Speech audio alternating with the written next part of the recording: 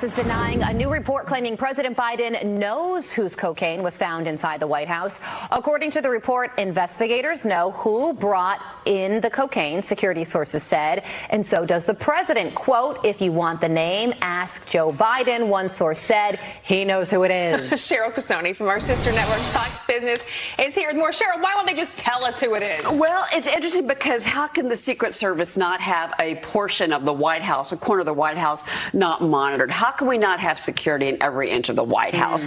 But what's interesting is the Washington Examiner in an op-ed writes that maybe it makes sense if it was somebody in the Biden family orbit, they wouldn't be subject to the same screening in and out of the house like maybe a stranger would be. Still, they also bring up the issue, what if it was fentanyl? What if it was anthrax? I mean, it's a white powder.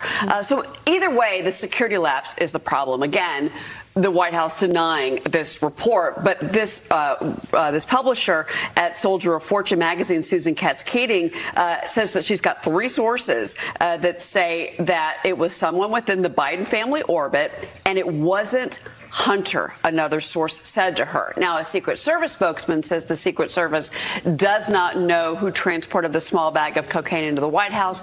Our investigation could not lead to a, quote, person of interest. All of this happening on July 2nd. To be clear, the Biden family was out of town. Yes, they were. What struck me about this is how quickly the news cycle moves, because the cocaine was found inside the White House like a couple weeks ago, and it's totally out of the news cycle. People already forgot it happened until this very moment. Guess what day it is? Why are you gay? Guess what day it is? Mike. What day is it, Mike? Guess what today is? Woo-hoo! How happy are you that we're going to jail? I'd say happier than a camel on Wednesday. Hump day?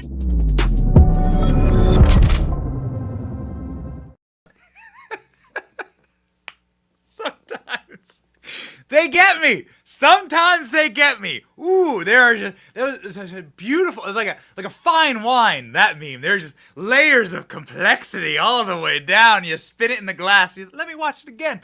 Maybe we'll play it again at the end of the show. My name is Benny Johnson. Today is Wednesday, August 9th, 2023. Report says White House coke caper belongs to the Biden family. Oh my. Joe Biden knows exactly who it is. We've been telling you this for a while. We're going to talk to some experts about it today. House GOP releases bank records on Hunter Biden's payments from Russia, Kazakhstani oligarchs totaling $20 million. Julie Kelly joins the show. My name is Benny Johnson, and this is The Benny Show.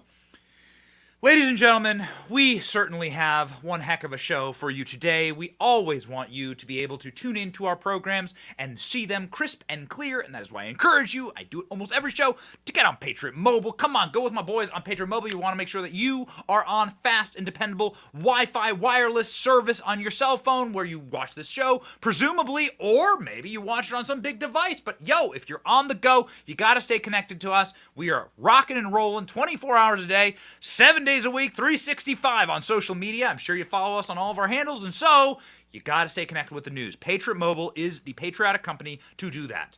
If you call them today, you will get free activation with the offer code Benny. Just go to patriotmobile.com/Benny, patriotmobile.com/Benny. They are a patriotic company that isn't woke. Make sure that you support people that support your values. And by the way, there's going to be a lot of salt in our show today. We want to let you know they are officially in.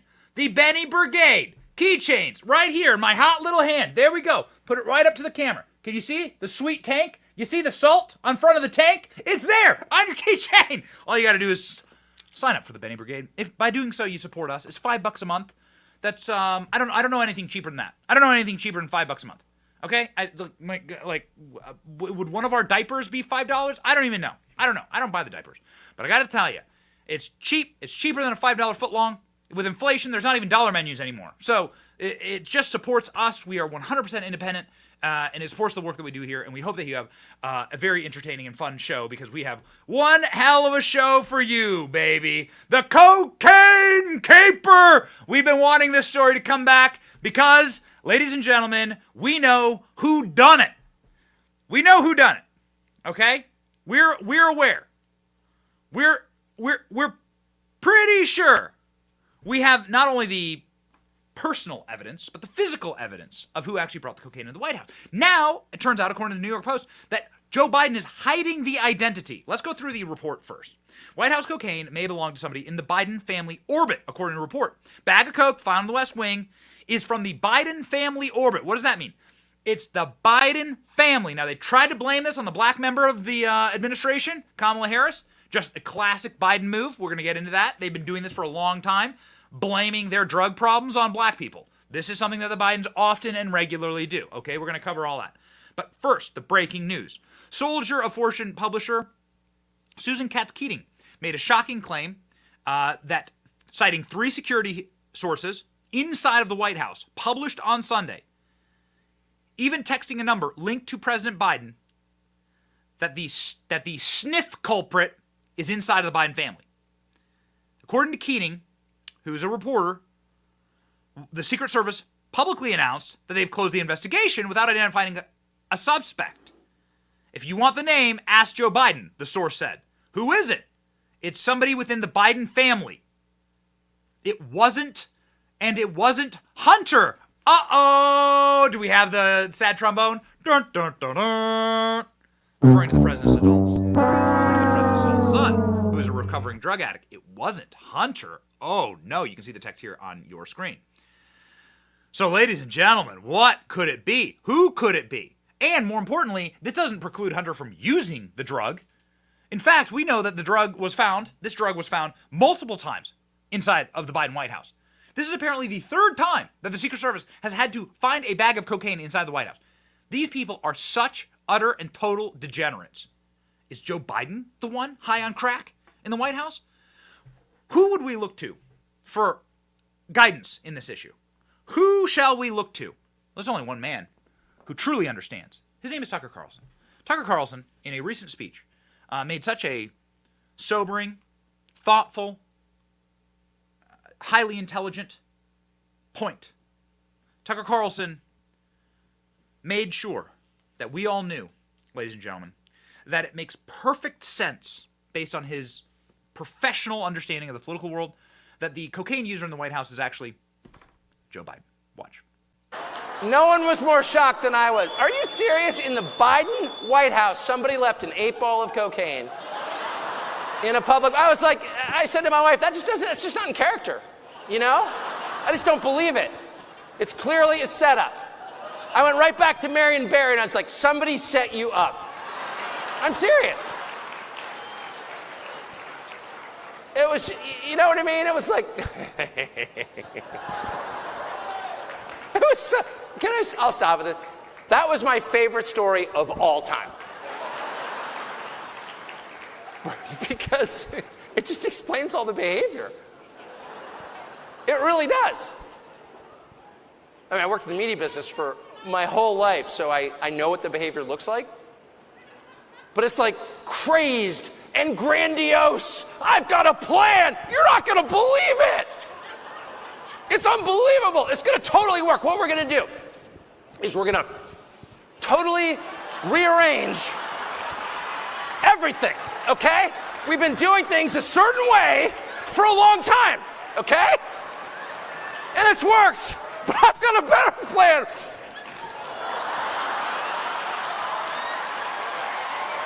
And that's their entire approach.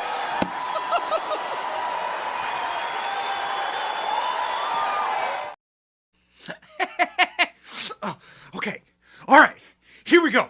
We're going to solve climate change. First thing we're going to do is we're going to make sure that we tax people so that the sun isn't hot anymore. That's the first thing. Second thing we're going to do is, you know, that black vice president that we got? We're going to blame her for the bag of cocaine that I left when I was coming in here. Where is it? Where is it? Where'd it go? Where's it go? Why is there flies in here? What's happening? Ooh, my skin. It feels like it's all prickly. Ooh. That's the Biden administration, man, in a nutshell. And we're going to show you the videos that prove it, man. Show you the videos that prove it.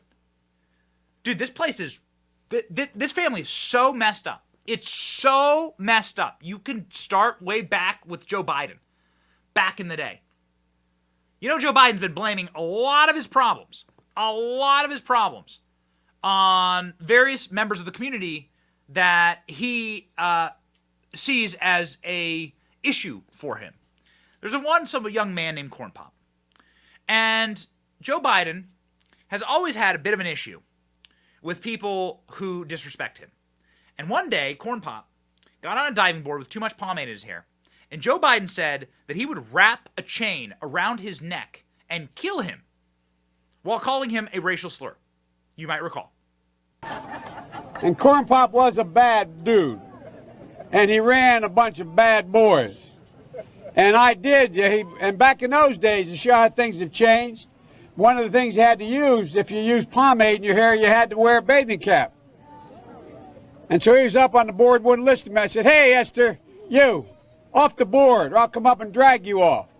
Well, he came off, and he said, I'll meet you outside. My car, these were all public housing behind it. My car, there was a gate out here. I parked my car outside the gate. And he said, I'll be waiting for you. He was waiting for 3 guys in straight razors. Not a joke. There was a guy named Bill Wright, Mouse, the only white guy, and he did all the pools. He was the mechanic.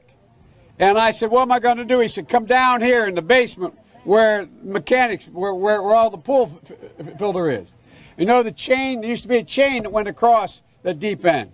And he cut off a 6-foot length of chain. He folded up, he said, you walk out with that chain. And you walk to the car and say, you may cut me, man, but I'm going to wrap this chain around your head. I said, you kidding me? He said, no, if you don't come back. And he was right. We should just open the show with that clip every single day. This is Joe Biden attacking a young black man because he had too much pomade in his hair. Joe Biden is a scumbag. Joe Biden, somebody who, after a tragic accident that killed his wife and his daughter, used his sons in hospital beds as a prop. Okay? There's nothing below Joe Biden. And the Biden regime began to sprinkle out there that this cocaine might actually be Kamala Harris's. That it's actually Kamala Harris who uses this entry and this doorway, and maybe it belongs to her. But just a simple look through of the Biden family balcony antics will show you which members of the administration are actually addicted to cocaine. You can see Hunter Biden effectively snorting on the White House balcony. This is in the same time that all of the cocaine was found in the White House. Look at this. This is exactly as Tucker Carlson demonstrated. Like, sweaty, wiping his hair, like fiddling with his nose, like jolty, jittery. Jill Biden doesn't even want to make eye contact with him because this is when the news had broken. Watch Jill. Jill is the tell here. Jill's like, get away from me. Don't you ever come near my bath curtains ever again. I wear these bath curtains. I'm proud of them. I'm very upset that Bed Bath & Beyond's going out of business. Hunter Biden behaves, still to this very day, like an addict. Yeah, got Ashley Biden, too, who in her diary regularly admits to using substances. Ashley Biden going up and groping her father. Very, very feely, very touchy, very weird activity here. This is Ashley Biden rubbing down Joe, caressing Joe, the feeling. So who was it? Was it one of Joe's grandkids that he acknowledges? Ladies and gentlemen, the breaking news is that it is Joe Biden who is keeping all of this information from the American people. That is Joe Biden who knows precisely who and what member of his family brought the cocaine into the White House. And who did they bring it in for? Did they actually bring it in for Joe? We don't know. We're just asking, we're doing what the press should be doing. The press inside Washington, D.C., we are the media. We're bigger than half these outlets. Anyway, the Betting Brigade is bigger than half these outlets. We're doing proper journalism here. Is it Joe Biden who's using the cocaine? We're not sure, but people need to start asking questions about this. Here's what we know today. Fox News alert, a major update in the White House cocaine scandal. According to a report cited by the New York Post, a source close to the White House says Joe Biden knows exactly who left the bag of cocaine in the White House. and it's someone in the Biden family orbit. But this source says it wasn't hunters. Now, we haven't verified the report, but if this is true, it adds another layer to the cover-up. So, ladies and gentlemen, a reminder here. I didn't know that we actually had this clip. My incredible producers grabbed it quickly. A reminder here that they did, in fact, attempt to blame this on Kamala Harris. I want to play this just for posterity. That they went to MSNBC and they said, you better start saying that Kamala Harris is the person who dropped the bag of coke. They tried to pin it on the black member of the administration. Just a reminder for the receipts. Kelly, the big change is where this was found. And it was found, by my observation, in a much more secure place, limited access place than that West Wing reception area. It's still a frequently trafficked place, but it's down near the Situation Room, right off West Executive, down below. And normal people, average people just can't get in there, even with the entry from the Northwest Gate. Well, let me bring you up to date with the reporting that I have. What we have learned is that there are, in fact, 2 West Wing entrances. You know that, I know that, but for the benefit of our audience.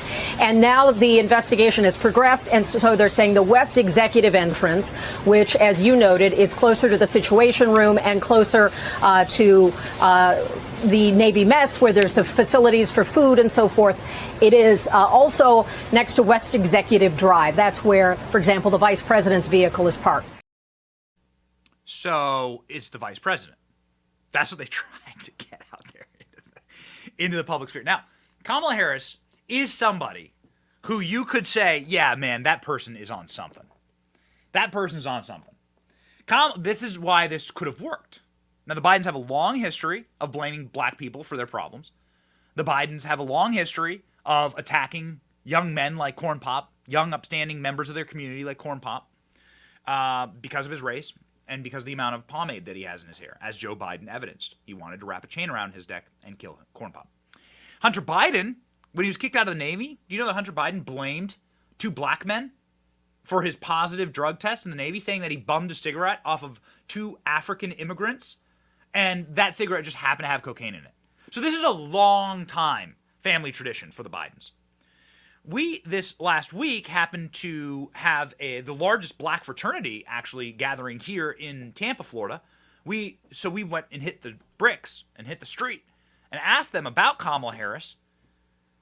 We didn't specifically ask them about the amount of cocaine that Kamala Harris may or may not be on, but we did ask these gentlemen, fine, upstanding gentlemen, what they thought of her. And it turns out that, well, they think about they think about Kamala Harris the same way you most likely think about Kamala Harris. Watch. You would assume these fine gentlemen would have something nice to say about Kamala Harris. Let's go find out. Any favorite Kamala Harris quotes? Nope, y'all know any? Kamala Harris quotes? Don't know any. Sorry. When we talk about the children of the community, they are children of the community. What is your favorite Kamala Harris quote?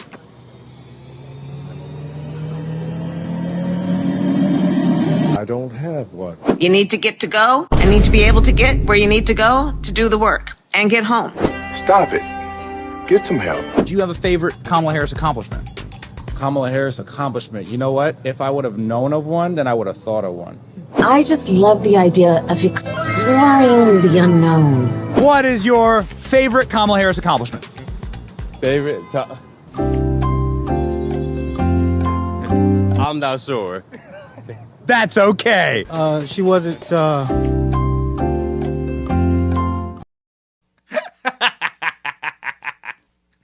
So many people in the comment section on that video. You can find the full video on our social media site. We'll drop it in the comment section of this. Jerry, drop the link to that in the comment section of this live. It's a great video. You guys should watch the whole thing. We have a lot of fun. Everyone was saying we should do more of those, and we certainly hear you loud and clear. We also hear a guy known as the Wolf of Wall Street loud and clear. A guy who's done probably his weight in cocaine was on Jesse Waters' show talking about this. Jesse Waters has asked for a FOIA request. Remember, this is the guy that got Paul Pelosi's mugshot and the videotape from Paul Pelosi's drunken arrest. Man, imagine. I have a ton of sympathy for Paul Pelosi. Imagine coming home to Nancy every single night. Imagine having to pick up the phone calling, hey, call your wife. It's Nancy Pelosi on the other end of the line. Dude, that could drive any man to consume an enormous amount of alcohol. And throw a hammer party. Who knows? And so it's certainly possible that Jesse Waters may get to the bottom of this. He had on an expert known as the Wolf of Wall Street. They made a movie about it, Leonardo DiCaprio, Scorsese, and everything. But this guy, he knows his way around the drug markets, the high-end drug markets, and he had something very interesting to say about who the cocaine caper was. Watch. So listen, obviously I don't know for sure, but here's my theory. The obvious person to point to is Hunter Biden. Why? Because the action, like what people aren't focusing on is why would someone take it out of their pocket and leave it somewhere? The answer is because when you're in that mindset of an addict, you want to have like little drop points so you can kind of sneak in, take a quick hit, leave it there for safekeeping, and come back. So it was being stored somewhere. In other words, you could easily keep it in your pocket, get in and out without getting detected. So the person that put it there had to be there on a consistent basis to keep using it undetected. Okay, so this is why we're spending so much time on all of this. Lies, ladies and gentlemen. It's important to look at some of the smaller level lies or some of the more interesting or funny lies to realize that these people are capable of lying about much, much bigger things. So if you catch someone in a small lie, if your wife says I'm going to the grocery store, and you find out she didn't go to the grocery store, why'd you lie to me? It's strange behavior. And we should have a relationship with the people who are supposedly representing us and supposedly got the most votes in history. We should have a relationship where they don't lie to us. So why are they lying? Here's the biggest, most demonstrable lie was cringe Jean-Pierre cringing her ass off, lying about where the cocaine was found in the building. This is how you know. They knew exactly who brought it in. They know exactly the culprit, and they've been covering their tracks. Here's our cringe for the day.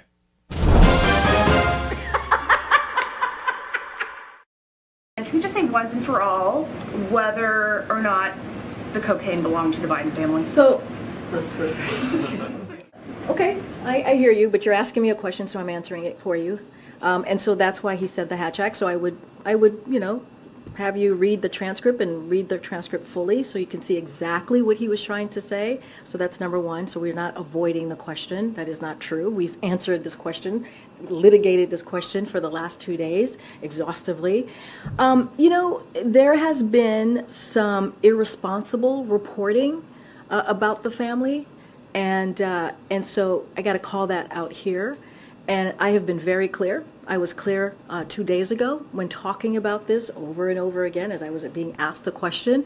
As you know, and media outlets reported this, the Biden family was not here. They were not here. They were at Camp David. They were not here Friday. They were not here Saturday. They were not here Sunday. They were not even here Monday. They came back on Tuesday. So to ask that question is actually incredibly irresponsible. You see, but it's not, you see. But you are a liar. Cringe. You lie for a living. What is the price of your soul? Check this out from the Pool Report. Pooler saw Jill Biden, baby Beau, Hunter Biden climb into the presidential SUV. President Biden followed a few minutes later. On Friday. How the hell are you going to argue with guys who got photos of the Biden family there on Friday? The day before, if I have my timeline correct, the day before the cocaine was found. It's the Pool Report.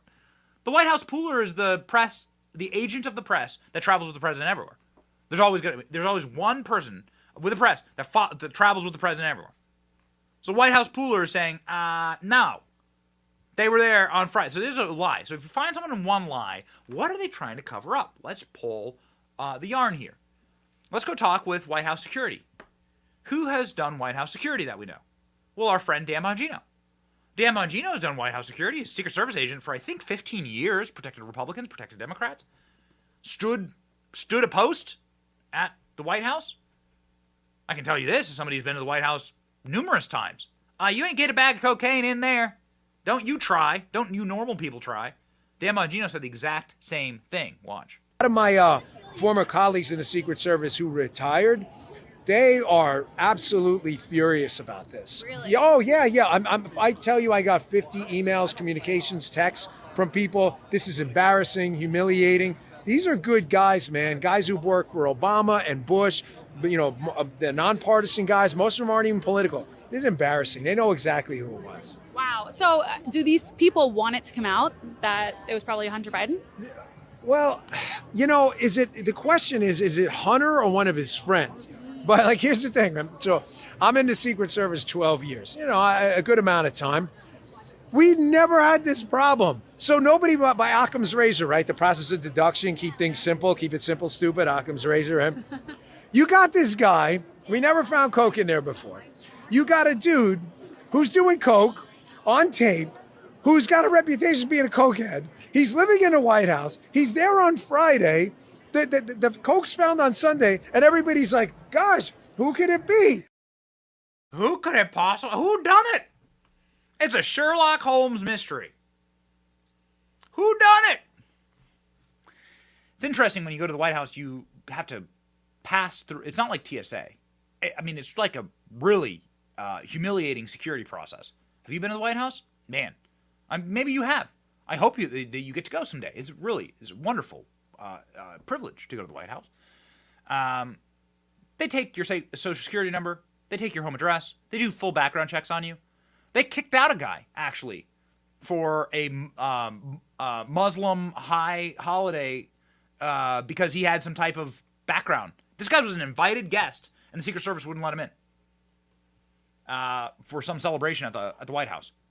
They're really strict. And that's just to let you in onto the property. Then you got to get through security. With drug-sniffing dogs, there's this giant rubber mat that you have to stand on while a German Shepherd essentially eyes you up and down and just smells you from across the room. You ever been through TSA like that? You got to stand there like this. And the German Shepherd smells to smell if there are drugs on you. You're not getting, normal dudes are not getting cocaine in the White House. Let me make that very clear to you. If you bring in a camera, they disassemble the entire camera. Okay? You ain't getting anything in the White House. So take that off the only people who get anything into the White House are family members who get waved in because of facial recognition through a very special entrance, which is the entrance where all the cocaine was found. So this is Joe Biden's family. Obviously. Joe Biden's family. Bongino made that very, very clear in a subsequent video that he did about the actual security inside of the White House itself. You have to go in through one of those checkpoints. They surround the entire 18 acres. So whether this cocaine was found in the Lincoln bedroom or in, say, the diplomatic reception room, it doesn't matter. Somebody had to bypass a security magnetometer checkpoint to get that in there. Do you understand? It doesn't matter. Once the 18-acre complex is like a ring surrounding the whole thing. The only way to get in is to go through one of those checkpoints, right? So now you have to ask yourself, well, who could have possibly went through a checkpoint and brought cocaine in? The answer is no one. It's someone who would have bypassed the checkpoints. Well, who bypasses the checkpoints? The Secret Service with the protectees. Biden, the Biden family members, Jill Biden. The Secret Service doesn't. The Biden family members. Bongino called it from day one. Of course, Bongino did White House security. So, obviously, it's members. Two. Okay, so it's a member of the Biden family. And we know, by the way, that the Bidens have obviously recorded long histories with drug problems, including Hunter Biden's drug problem, which was expunged by his father. So his father has been covering up way back when Hunter Biden was a teenager, 1988. We did the math. I think it's 18 years old. Hunter Biden was 18 years old, 1988. You never heard of this, did you? In Jersey Shore, Hunter Biden was busted for coke for the first time when he was a teenager. And Daddy got that all taken care of like it never happened. And the Biden family has a long history of covering up cocaine charges. Ask Hunter. He'll tell you straight up. If he wasn't a Biden, he'd be in jail. I just wonder how you viewed sort of the money you made through your clients that enabled that addiction, and also maybe the ways that protected you from consequences that might have landed a lot of other people in jail. I think it's completely unfair, and I think that I am 100% still here today and not in a jail cell or in an institution because of my privilege, and not just the privilege of a family that loved me, but the privilege of the fact that I had been very successful. Back in 1988, Hunter was arrested for cocaine possession in Stone Harbor, New Jersey. But Hunter walked out with a clean record. Why? Well, his dad, senator at the time, expunged his record. And at the same time, Biden was sweeping his son's coke under the rug. Biden was throwing average Americans in prison for coke possession. Same crime. Yes, you'll remember this clip, one of our favorite clips. Mandatory minimums that Joe Biden bragged about on the Senate floor. Remember, if you catch them in a small lie, you will find them in very, very big lies. If they'll lie about the small things, they'll lie about the big things. Please. If you have a piece of crack cocaine no bigger than this quarter that I'm holding in my hand, 1/4 of $1, we passed a law through the leadership of Senator Thurmond and myself and others, a law that says if you're caught with that, you go to jail for 5 years. You get no probation. You get nothing other than 5 years in jail. Judge doesn't have a choice. Now, 5 years in jail. Judge doesn't have a choice. Now, you're aware that the Bidens have been protecting Hunter for a very long time. Are you aware that they've potentially been protecting Ashley Biden and her drug usage? Ooh, do you know that there's video out there of Ashley Biden doing cocaine? Any takers? Ashley Biden, Biden daughter caught in cocaine scandal. Well, well, well. What is this? According to local news, the daughter of the U.S. vice president, this is from 2009, has been caught up in a cocaine scandal, allegedly set off by a friend for profit. The video shows Ashley Biden, 27, snorting cocaine that she was offered to several U.S. media outlets, legal firm acting on behalf of the owner of the footage. So the owner of the footage has video of Ashley Biden ripping lines in Delaware at a party, according to the Post. Interesting. We've never seen that video. I wonder why. Mr. Mandatory Minimums for all of the black kids that are caught with any type of substance or a firearm, but nothing for his own children. And maybe we've cracked the case here. Maybe, just maybe, we've cracked the case. Maybe it's because Joe Biden, as he's always done, and we have the photo to prove it, Joe Biden using his children as props for politics, evil, duplicitous, degenerate, goblin-like man, true lizard person, Joe Biden. This is Joe Biden's sons in the hospital bed. Joe Biden's used this photo in all of his campaign ads since the 70s when this tragedy happened. It is a tragedy. His wife died in a car accident, and his daughter died in a car accident. Okay, we're not trying to say that's not a tragedy. But much like the death of his son, Beau, Joe Biden uses the tragedy for his political gain every single time, like a craven, demonic lunatic. Here's a photo of his son in a hospital bed. Joe Biden decided, do you have kids? What if they were in a hospital bed? Would you say wheel in the cameras and the podiums so I can get a photo? So I can do my swearing in? There's Joe Biden with the last little bits of natural hair he ever had on his head before he went completely bald as a bat and implanted all the plastic in there, just like with his teeth. There's Joe Biden, manufacturing PR out of a crisis for his family. So the question is, are the kids working for Joe? We're about to get to this massive bombshell, $30 million, that has been uncovered by the House GOP, and we're going to have Julie Kelly on to talk with us more about it. But we think we have proof positive that maybe the cocaine, just maybe, and we're asking the questions here, the questions the media won't ask, maybe the cocaine was for Joe, and maybe we have the proof. Thanks to our eagle-eyed producer, ALX, the great ALX, we've put together a bit of a proof for you that perhaps it was Joe getting his booster. Booger sugar. So Joe Biden, on the same day, released two different videos wearing the same outfit in the same place at the White House. Notice something very peculiar, however, about Joe Biden in this video. See if you can catch it. Folks, as we fight inflation, you can't be pro-insurrection and pro-cop. Bringing down gas prices is a big part of the job. You can't be pro-insurrection and pro-democracy. You can't be pro-insurrection and pro-American. And here's the good news. Gas prices have dropped every day this summer. That's more than 40 days in a row. Donald Trump lacked the courage to act. We now have 40,000 gas stations in the United States where the price of gas is $3.99 or less. The brave women and men in blue all across this nation should never forget that. How do we get the price down? Well, the new report today shows that. Did you see it? Only two options here. Only two options, okay? Choose one. Choose one. Let me know in the comment section. One, Joe Biden is on some type of mainline narcotic stimulant. Period. I've spoken with medical professionals. I'm married to a medical professional. If I did the entire show like this, with a completely different voice, with my eyeballs unblinking, staring directly into the camera the whole time, you'd be like, what drug is Benny on? My boy Benny, what drug's he on? What drug he on? Two, there's two Bidens. Because that's allegedly the same person in the same spot, the exact same spot, wearing the same thing on the same day. Is it Biden number 2 and Biden number 7? You choose.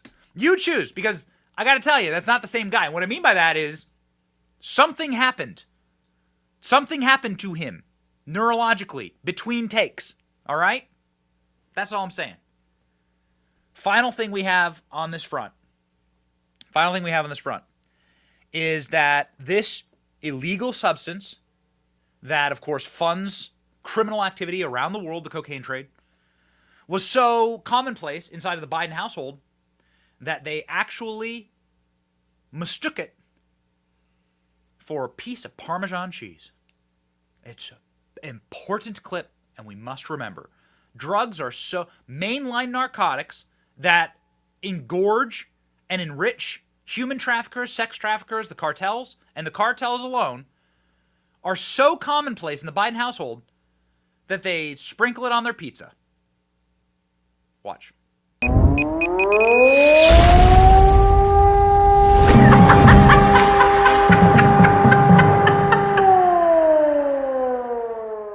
Crack cocaine. I probably smoked more Parmesan cheese than anyone that you know, I'm sure, Tracy.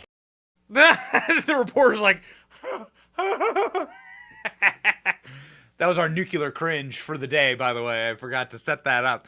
Our nuclear cringe for the day. Hunter Biden saying he smoked Parmesan out of his carpet, thinking that it was a crack rock. So is it all for Joe? It always does seem to be for Joe, doesn't it?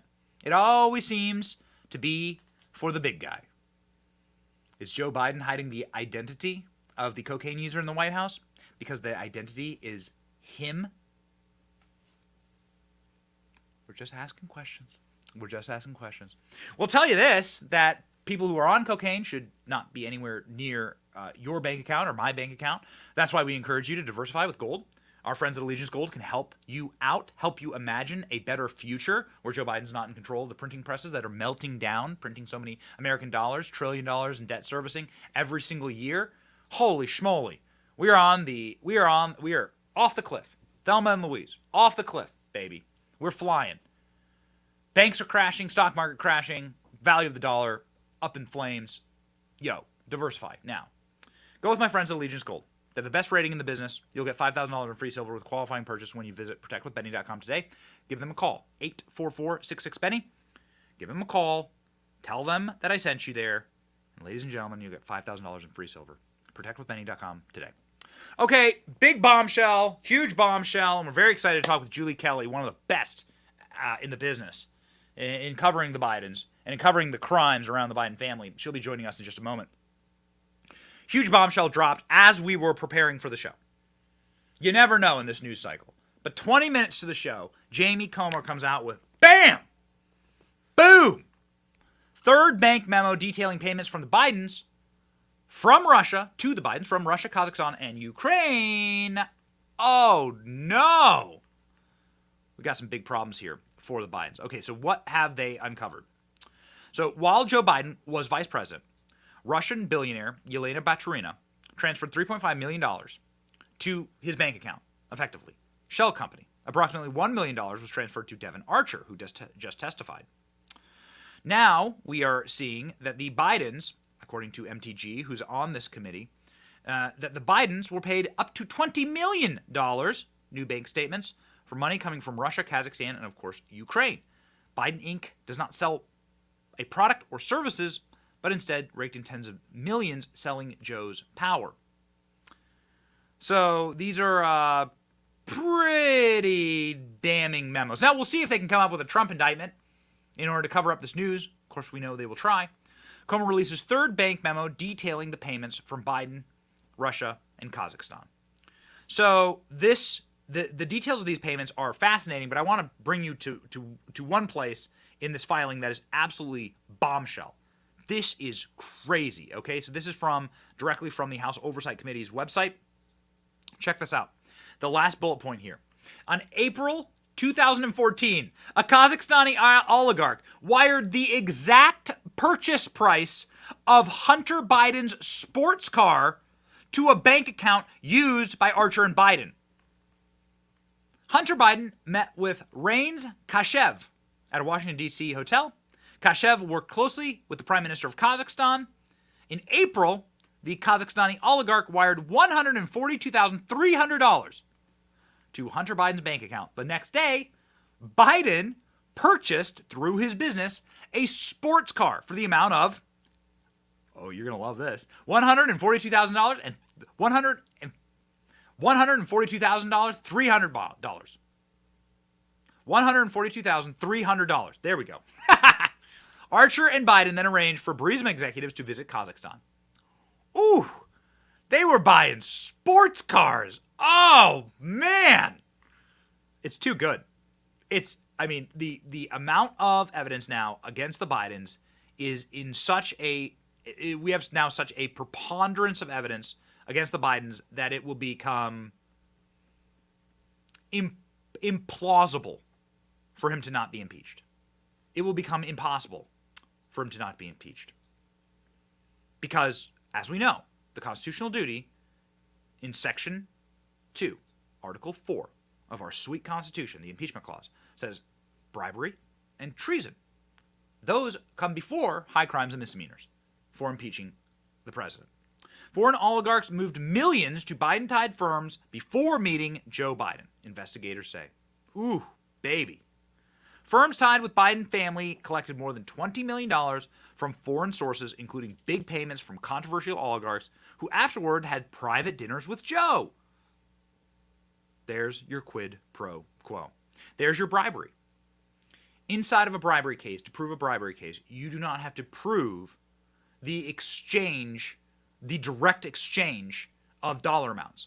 What you have to prove is the services. And the services provided here is simply the access to Joe Biden. So the fact that Joe Biden is meeting with these scumbags and the fact that the business receipts show now $20 million plunked into the bank account, that's all you need, baby. That's all you need. So now the committee staff is released another massive bombshell. What will happen next? Well, if dirty old Mitch McConnell has his way, there will be no impeachment of Joe Biden. McConnell warns House GOP on Biden impeachment. Not good for the country, says Mitch McConnell, who has spent every single second of his waking moment in the Senate protecting his butt buddy, Joe Biden. Biden is his friend. Mitch McConnell is utterly compromised by China. And now Mitch McConnell is directly acting against the interests of the American people. I said 2 years ago, when we had not one but two impeachments, that once we go down this path, it incentivizes other sides to do the same thing, says Mitch McConnell in an interview with the New York Times, of course. Impeachment ought to be rare, he added. It's not good for the country, saying that we shouldn't impeach Joe Biden for what is now hardened, obvious evidence of the crimes that Joe Biden has committed. Again, the crimes are simple. We simply need to prove that Joe Biden was part of a bribery network in order to get money into the bank accounts of his crackhead kid. And there you go. Joe Biden yesterday was in Arizona promising away our uranium supply, by the way, to the agents that paid his family. The Biden crime family is still on. The game is still on. The game is still afoot. They're still rocking and rolling. The entire purpose of the Biden crime family was to sell out American natural resources. Part of the $20 million is through the Chinese energy company, China Oil, which was trying to buy American oil. American natural resources is the most precious thing that we have in this country. The soil, the land, the treasures underneath our feet. So many countries are not blessed with the richness of what we have here. And Biden just effectively made us extra dependent on the Russians and on Africa, which is a continent that is like perpetually and currently in flames based on Joe Biden's weak foreign policy, for uranium. Why is uranium important? Well, uranium is used in radiation. If you get cancer, uranium is used in nuclear power plants for clean energy.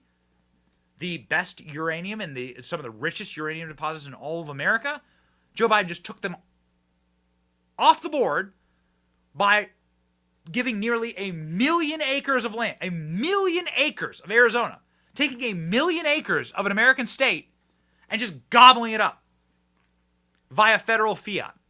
Holy schmoly. The next Republican administration needs to come in and just absolutely rip this to shreds. Could you imagine? Are you watching from Arizona right now? How pissed are you?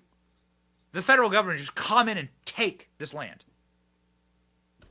Also, this happens to reflect another dirty deal. The Biden Inc. model was learned by the Bidens via the Clintons. The Clintons' Uranium One deal was a very special deal that Hillary Clinton had a private server for, you may recall. Hillary Clinton's Uranium One deal was when she went to the Russians and effectively brokered giving away all of America's uranium to a company called Uranium One, which is a Russian company. And the Clintons got a massive payday for that.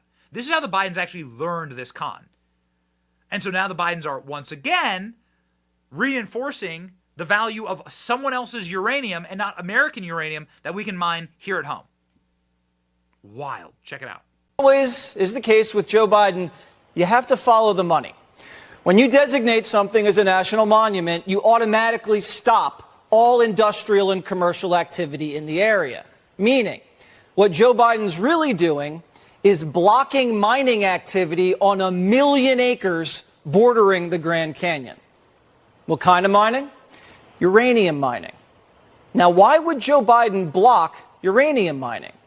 Uranium's used for nuclear power plants, nuclear-powered subs, electricity, no emissions.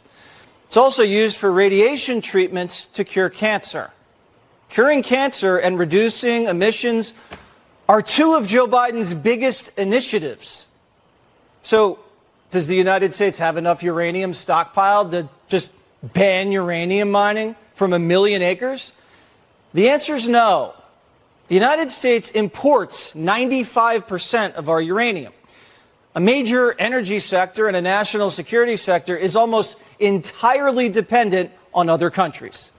So who are these other countries that we depend on uranium imports? The United States buys most of our uranium from Russia and Kazakhstan. Russia and Kazakhstan? Wait a sec. Hold on. I don't have a great memory. A father, soon to be of 3, bouncing babies. I mean, I'm very pro-life. I'm a father of a baby, 3 babies right now, right? Our baby Benny joins us in September on the outside. Ladies and gentlemen, I seem to recall just one story ago, just one show block ago, that it was Ukraine, Kazakhstan, and Russia that were paying the Bidens $20-some million. And that seems to be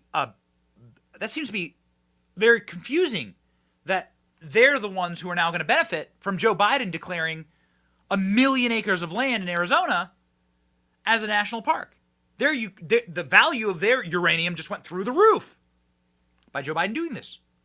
It's very strange, this model, because Joe Biden liquidated our entire petroleum reserve and sold it to China, much like Hunter Biden had structured in a business deal. China Oil, remember CEFC, the oil company? They used to share an office with Joe Biden. They had keys together. So they structured this deal, and now Joe Biden as president is effectively making good on the deal. He just liquidated all of our oil reserves and gave it all to China. Now he's boosting the uranium of these countries that paid the Bidens. And they've also done this with another really special group of individuals. You know, the people who supply the cocaine to Joe Biden? The cartels. They're getting filthy rich off of the sex, drug, and human trafficking trade on our border. And it's very interesting because if you talk with the Biden whistleblowers, Mike McCormick, who's been on this show, the Bidens loved the cartels and regularly engaged with the cartel and cartel behavior. Met with the leaders of the cartels, met with the pseudo puppets inside of these South American countries. What relationship do they have with the cartels? We know that the Bidens made millions on Mexican business deals. Are they making good on all of the promises made by crackhead Hunter whilst he was running their business in flames? Is Joe Biden as president sealing all of the deals? Like soldering all of these deals together to be the Mr. Fix-It for his kid again? Very interesting question. We should explore that a little bit more. And perhaps we will with our next guest, who is just absolutely the best reporter out there on Biden corruption and on the current lawfare against Donald Trump. The great Julie Kelly joins the show now.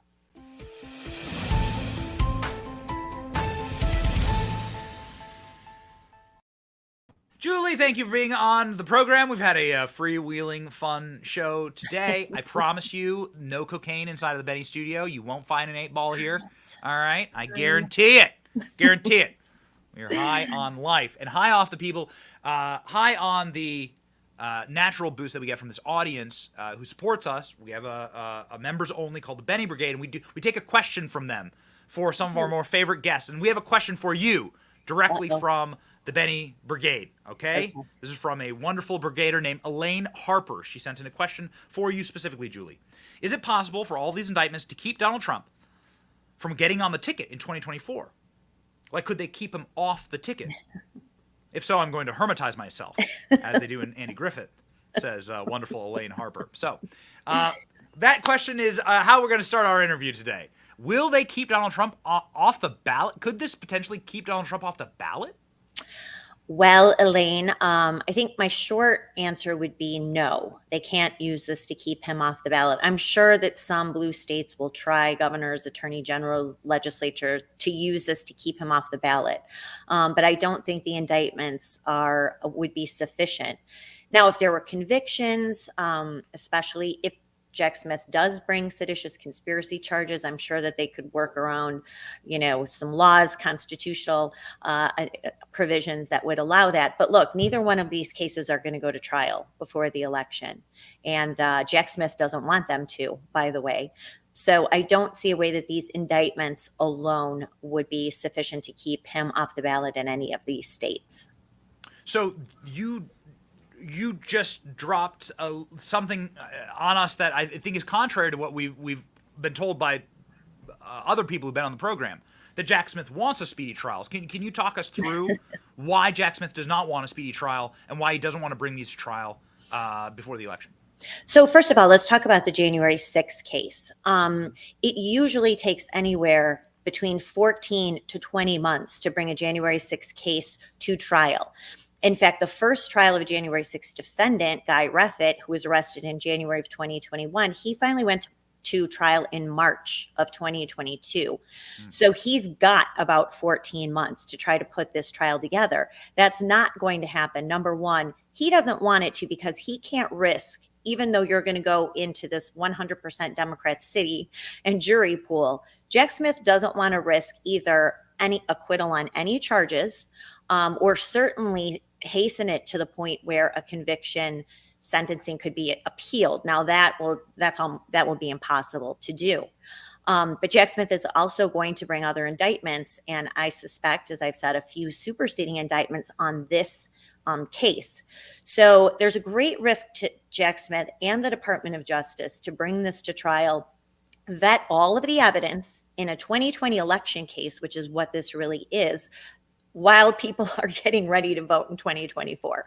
So that's going to be very unlikely. The classified documents case in Miami, they've already superseded that indictment. That sets the clock back. As Jack Smith noted in the indictment, that trial is set for May of 2024. This will push that further even more. And in my opinion, it's the weakest case between the two and the least likeliest to get any convictions in that Southern Miami district, especially with Judge Cannon. So I don't think that Jack Smith or DOJ really wants these to go to trial. And all of their bluster about a speedy trial is only to make it look like Donald Trump is the one trying to delay it, when in actuality, it will be Jack Smith and DOJ. So they're already trying dirty tricks. You're writing about this here this week. The mudslinging begins in Jack Smith's January 6th case against Trump. They're trying to silence the man. They're trying to gag order him, which would be obviously so... I just can't think of a quicker path to ask for a higher court's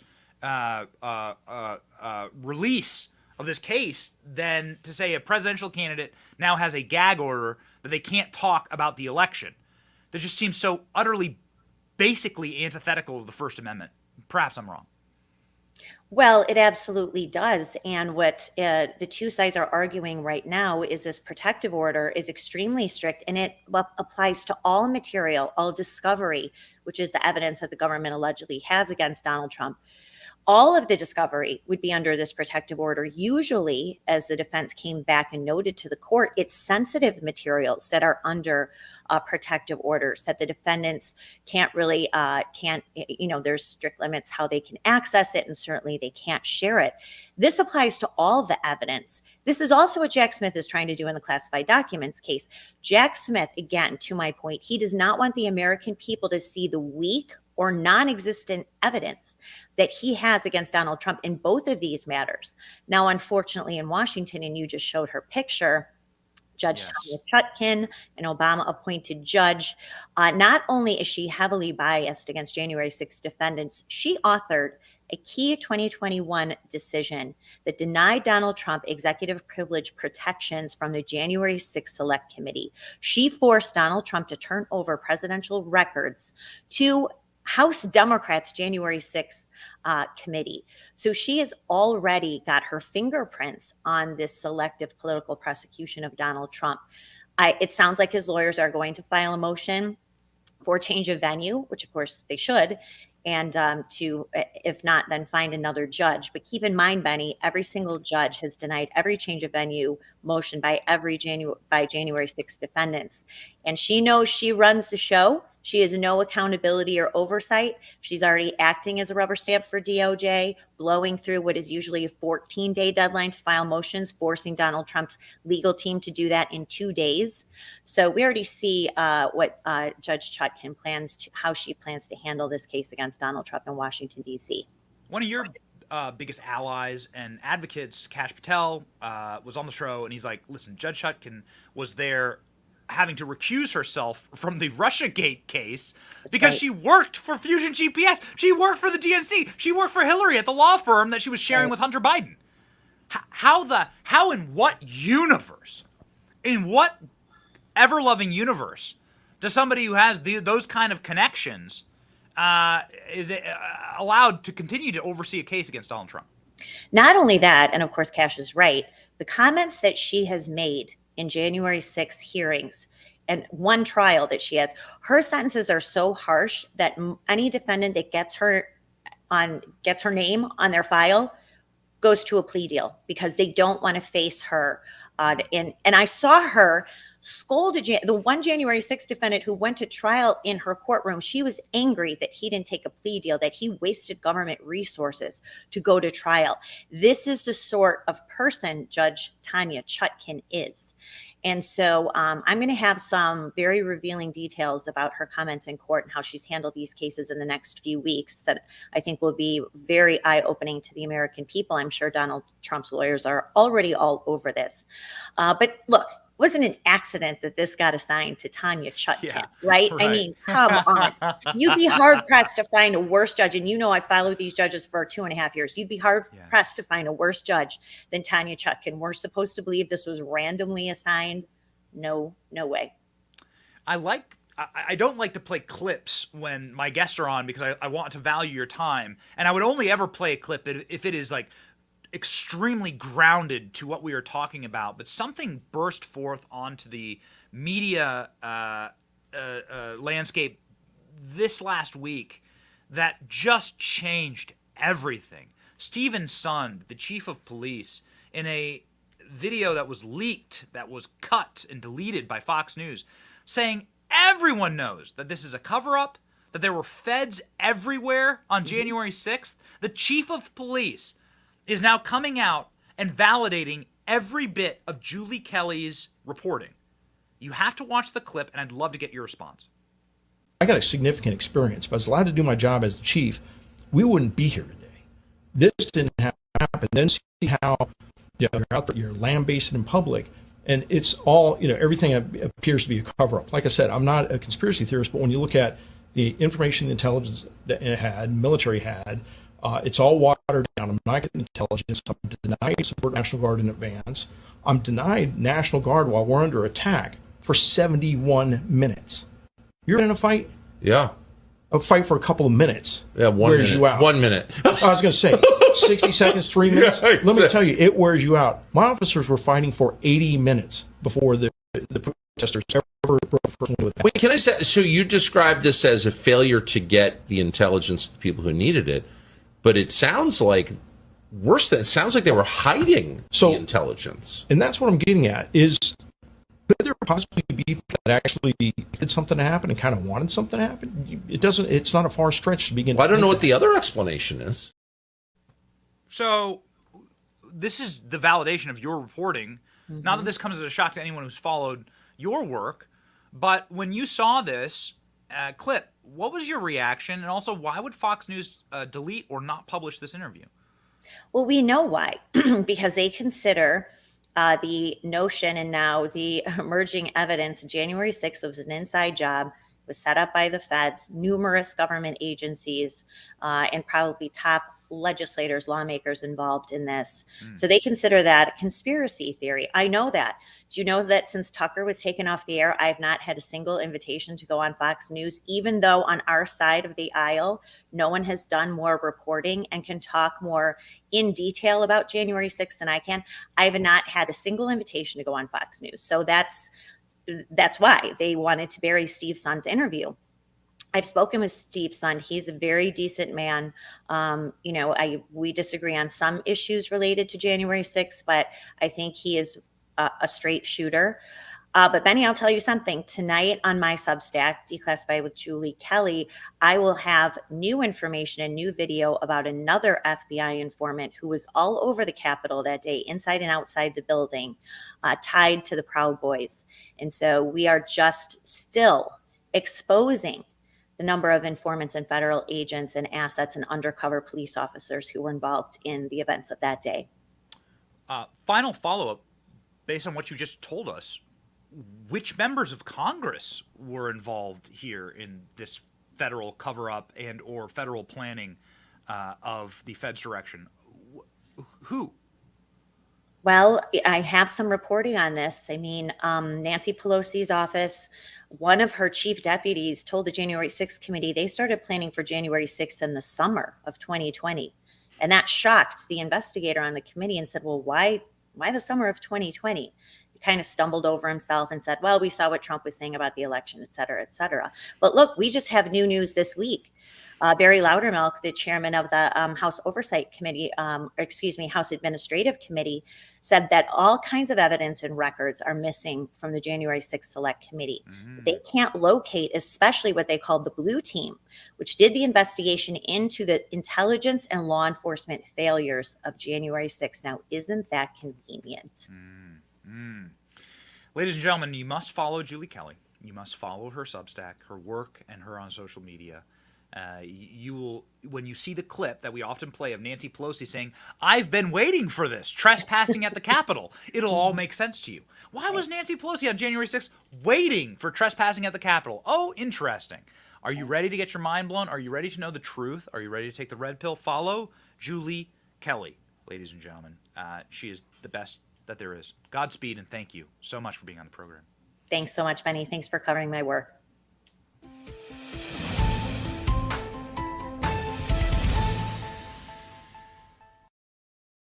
All right, ladies and gentlemen, Julie Kelly, we're looking forward to that bombshell about a federal agent that is in the Capitol, all over the United States Capitol.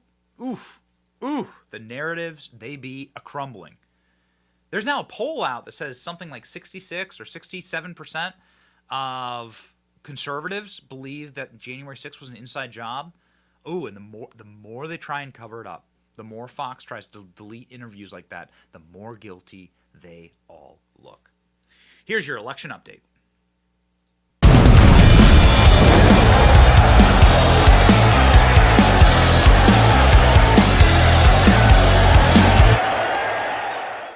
All right, ladies and gentlemen, Donald Trump leads DeSantis by 42 points. A new national poll showing more Republicans are likely to vote for him after a third indictment. 75% think the charges are a distraction for Biden corruption. Boom! We're getting our jobs done here. Former President Donald Trump has extended his lead over Ron DeSantis in national primary polling data, giving him a 42-point advantage despite being charged in a criminal case last week. The figures in the polling memo for his campaign show that he leads the Republican field, 55% of the support. Will Donald Trump be debating? That's a major question. Ladies and gentlemen, shall Donald Trump be debating? ALX, when are the debates? There's a first debate. There's going to be this first debate. And this is a debate where they're partnering with Young America's Foundation, which is like a Mike Pence simp group. And Donald Trump should say no. Donald Trump should say no to that. He should not go to debates where the RNC is effectively partnering with organizations that represent the people who are running against him. August 23rd. So in nigh on 2 weeks, we will have our first debate. Donald Trump has not been confirmed for the debate stage. Why would he? What do you think? Do you think Donald Trump should debate? Do you think he should? And I don't know, man. It does look like he is demonstrably running away with it. And then why? Because people want to vote for the political prisoner. That's why. People want to vote for the political prisoner. Donald Trump will win the black vote. Donald Trump will win the Hispanic vote. Donald Trump will win. He will go into these communities, the urbanized communities, and he will say that the system is rigged against you, the system is rigged against me, and I will be your weapon to smash the system. I am your hammer. Thor's hammer. And I shall smash it for you. And people will say, done. Boom. Tick. Donald Trump. I'm not going to vote. People aren't going to vote for the guy. People aren't going to vote for the guy whose white crackhead kid keeps getting off again and again and again and again. His daughter getting off again and again and again and again. Because of their skin color and because of their last name. They're going to say that's a rigged system. That's a system that puts my kid in jail because of your mandatory minimums and your kid's skate. Including bringing 8 balls into the White House. They're going to say no. We're doing our job. This is fantastic. Donald Trump keeps going up in the polls, and we have a salty lib. We're going to salt that lib. You got your salt shakers ready? Here we go. We're going to salt that lib. We're going to make a section. We're going to make a show, a game show that we do every once in a while called Salt That Lib. We got a salty lib from MSNBC, a guy named Charlie Sykes, whining, shaking, terrified about Donald Trump winning a second term, saying, oh my, when Donald Trump says he wants revenge on the system, we should take him at his word. Are you ready for the salt? Let's watch him cry. Go. And this is not Trump derangement syndrome. This is what they are saying that they want to do. This is what they say. This is what they have made it very clear. This is Steve Bannon's agenda right now. I think that's a very interesting point when he said, I want to burn it all down, tear it all down. Well, what are our Republicans all around the country running on? I don't think that it's too alarmist to say that this would be the end of the Department of Justice's independence, and that would be just part of it, because it's always difficult and dangerous to believe anything that Donald Trump says. But I actually do think that I believe when Donald Trump says that he intends to do this, when he says, I am your retribution, he means it. Yes. That doesn't mean he'll accomplish everything, but he will try. And think what that would be like. The Trump 2.0 would be exponentially worse than Trump 1.0. You would not have many of the adults in the room that stop the worst abuses. And I think this is one of those moments where we need to take him at his word and the rest of his party at his word, because we're at a point now where it's not just Steve Bannon who is ranting at the moon. He has brought much of the Republican Party itself along with it. Thank you for the salt. We love it. We're going to get a giant salt shaker. We're going to get a whole section called Salt That Lib. Remember the Benny Brigade. We got salt on the front of the tank. Boom. Christ says, be salt and light unto the world. And we are doing our best, baby. We got our salt, we got our light, and we got our verse of the day from Ephesians 3:16. That according to the riches of his glory, he may grant you to be strengthened with power through his Spirit in your inner being. Be strengthened with power in your inner being. There have always been trials and tribulations. It is a guarantee that life is pain. Life is literally pain. Okay? Man, that's a lot of salt, Rachel Roth. Thank you, Rachel Roth. And thank you, Linda Gibson, for all that salt. So much salt. Life is pain. Find me someone who life isn't painful. Find me someone. That is the nature of a fallen world. We must conquer that pain. We must be bigger than that. We must be stronger than that. We must be meaner than evil. This lie about this peaceful Jesus, where Jesus is just this doe-eyed, crystal blue eyes, bleach blonde hair, surfer boy sitting there petting a lamb in the middle of a field. No. Read the Gospels. Read the Gospels. Christ was a brawler. Christ was ready to go and defend his flock. That's why they call him the Good Shepherd. Thy rod and thy staff, they strengthen me. Make sure that you're ready and prepared for the fight. Do you know what time it is? It's the time it's always been, where Christians will be under attack, where the faith will be under attack, where our rights, God given to us, will be under attack, and our dignity shall be under attack, and that is time for us to stand upright and to march onward, Christian soldier, with our weapons in hand, our guiding light, our verse of the day, organizing our lives correctly, God, family, country, and we march forward.